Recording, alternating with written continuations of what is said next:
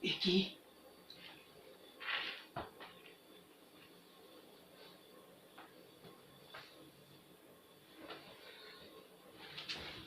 Здравствуйте. Сейчас я прочитаю вам тувинскую народную сказку «Эскизол и Тилгежек». Было это давным-давно, когда озеро Сютхөл было лишь маленькой лужей, а гора Сюмберула маленькой сопкой. Жил-был бедный пастух Эскизол. Не было у него ни отца, ни матери. Пас он и в жару, и в холод овец Каратыхана, у которого добра было выше плеча, а скота выше головы. Летом Эскизол пил сыворотку, а зимой ел ханские объедки. На глазах его слезы не высыхали, сердце печаль не сходило. Вот как жил бедняк Эскизол. Однажды случилась беда. Маленький ягненок споткнулся об камень и сломал ногу. «Убьет меня Каратыхан, отрубит он мои руки вместе с рукавами, снимет мою голову вместе с шапкой», — заплакал Эскизол. Стоит он, понурив голову, и думает: не уйти мне от ханской сабли, не спастись от ханского бича. В это время мимо пробегает красный лис Тилгежек. Увидел Эскизола и спрашивает: «Что ты плачешь, Эскизол?» «Как же мне не плакать? Я пасу ханских овец, а ягненок ногу сломал. Некому за меня заступиться. Не быть мне теперь в живых!» «Как некому за тебя заступиться? А я-то на что? Положись на меня, и я тебе помогу. Надо тебе жениться на царевне Белых, дочери Курбустухана, владыки небесного мира. В этом твое спасение». «Опомнись, Тилгежек, что ты говоришь? Мне такое и во сне не приснится. Это все равно, что рукой небо достать».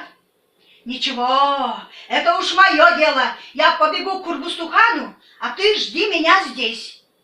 В небесный мир Курбустухану можно было попасть только по радуге. Прыгнул Тилгежек на семицветную радугу и побежал в вал Курбустухана. Прибежал он в юрту Курбустухана, низко поклонился и говорит: «Здравствуй, Курбустухан! Пришел я от Каратыхана. Хочет он женить своего сына на твоей дочери». «Ну что ж, — ответил хан, — я не прочь породниться с богатым человеком. Веди ко мне жениха». Обрадовался Тилгежек, побежал к Эскизолу и принялся купать его в теплой воде до тех пор, пока он не стал тот красивым и стройным, как пихта. Довольный Тилгежек взял его с собой, и по семицветной радуге они поднялись к Курбустухану. Перед алом хана Тилгежек говорит Эскизолу: «Подожди меня здесь, побегу добывать тебе одежду». Вбежал Тилгежек к хану и заревел во весь голос: «Ой, беда пришла! Осталась моя шея без головы!»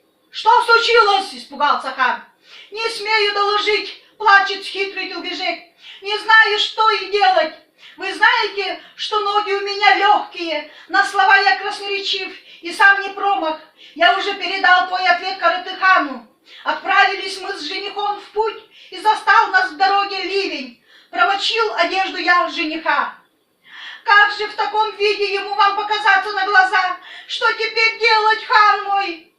«Эй, слуги!» — закричал хан. «Принесите самую лучшую одежду для сына Каратыхана!» Побежал Тилгежек проворно к Эскизолу, нарядил его в черную соболью шапку, синий шелковый халат и черные идыки. Подпоясал его алым шелком и наказал ему: «Смотри, не забудь, твой отец теперь Каратыхан, и имя твое Чечен-Таджи. Держись гордо, до земли никогда не кланяйся». Вошли они в юрту Курбустухана. С почетом хан встретил гостей, стал угощать дорогими кушаньями. Понравился ему Эскизол. «Двум ханам надо породниться. Пусть Чечен-Таджи остается у меня, а ты, Тилгежек, беги к Каратыхану, скажи, чтобы ждал нас через 3 дня». «Хорошо, хан, исполню. Только разрешите сказать Чечен-Таджи 2 слова с глазу на глаз». Вышли они из юрты. Тилгежек и говорит: ну, Эскизол, все идет хорошо, но дел впереди еще много. Я твой названный брат, 6 обхитрил, 5 обвел. Ты только не бойся, это тебе мой наказ. И Тилгежек побежал прямохонько в Каратыхана. Вбежал он в белую ханскую юрту, хвост опустил, уши пугливо прижал, сам весь дрожит и визгом визжит. Что случилось, Тилгежек? Перепугался хан. Был я в верхнем мире у Курбустухана, говорит Тилгежек, в великом гневе хан, и грозится: не оставлю ничего живого, молнией все сожгу. Вот я и мечусь, не могу найти, где нам с тобой спрятаться. А если я не придумаю, то никто не придумает. Задрожал хан от страха, зубами стучит, слезами обливается, помощи просит. А Тилгежеку только того и надо. Выйди, хан, из юрты, посмотри на небо. Вышли они. Видит хан, огромная туча надвигается. Это Курбустухан спешит, говорит Тилгежек.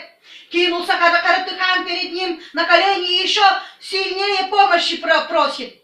Надумал, радостно закричал Тилгежек.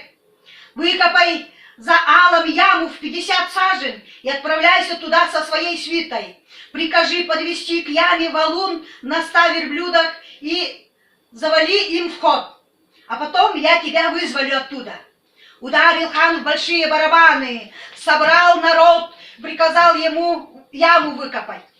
Спрятался хан со свитой в этой яме и приказал вход большим валуном завалить. Обратился тогда Тилгежек к простому народу. Люди, Каратыхан держал вас только на сыворотке, хоть добра у него было выше плеча, скота выше головы. Когда он зол бывает, голову с плеч снимает.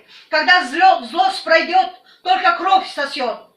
Пусть пастух верблюдов старый Салбурул будет ханом, а Эскизол его сыном. Согласился народ. Через 3 дня под семисветной радуги Курбустухан вместе с женихом и невестой спустился в ал Каратыхана. 3 дня и 3 ночи все веселились и праздновали свадьбу Эскизола с царевной Били. Больше всех веселился Тилгежек. На другой день после свадьбы налетела черная туча, засверкали молнии и разбили валун в пух и прах. Не осталось от злого хана и следа. Долго и счастливо жил Эскизол с царевной Били.